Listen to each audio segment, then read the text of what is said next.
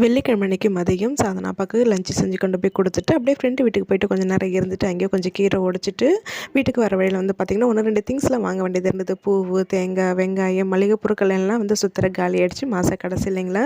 இப்போ முக்கியமாக 1-2 திங்ஸ் என்ன தேவையோ அது மட்டும் வாங்கிட்டு நான் வீட்டுக்கு வந்துட்டேன்.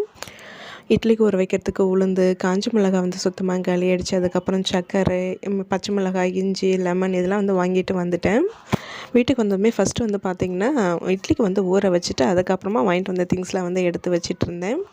எல்லாம் எடுத்து வச்சதுக்கப்புறம் நானும் பசங்களும் ஒன்றா உட்காந்து சாப்பிட்டோம். சாப்பிட்டதுக்கப்புறம் மேக்ஸிமம் உடனே வந்து படுக்க மாட்டேன். மதியம் மேக்ஸிமம் தூங்குறது கிடையாது. அந்த டைமில் நான் என்னோட சின்ன சின்ன வேலைகள் வந்து பண்ணிகிட்ருப்பேன். இன்றைக்கி மதியம் இப்படி தூங்காமல் என்னென்ன வேலை பார்த்துட்டு இருந்தேன்னா, ஒடிச்சிட்டு வந்த கீரையை வந்து உருவி வச்சுட்டு, வாழைப்பூ வந்து ஆஞ்சி வச்சுட்டு, என் நாத்தனார் வந்து வேர்க்கடலை கொடுத்துருந்தாங்க. அப்படியே தான் வச்சுருந்தேன். அதையும் சரி உடச்சி வச்சிடலாமேன்ட்டு அந்த வேலையும் பண்ணிகிட்டு இருந்தேன். டைம் கிடைக்கும்போது இதுமாரி சமையலுக்கு தேவையான ப்ரிப்ரேஷன் பண்ணி வச்சுட்டோன்னா நம்மளுக்கு சமைக்கும் போது வேலை கொஞ்சம் ஈஸியாக இருக்கும். டென்ஷன் இல்லாமல் கடகடன்னு வேலையை செஞ்சிடலாம்.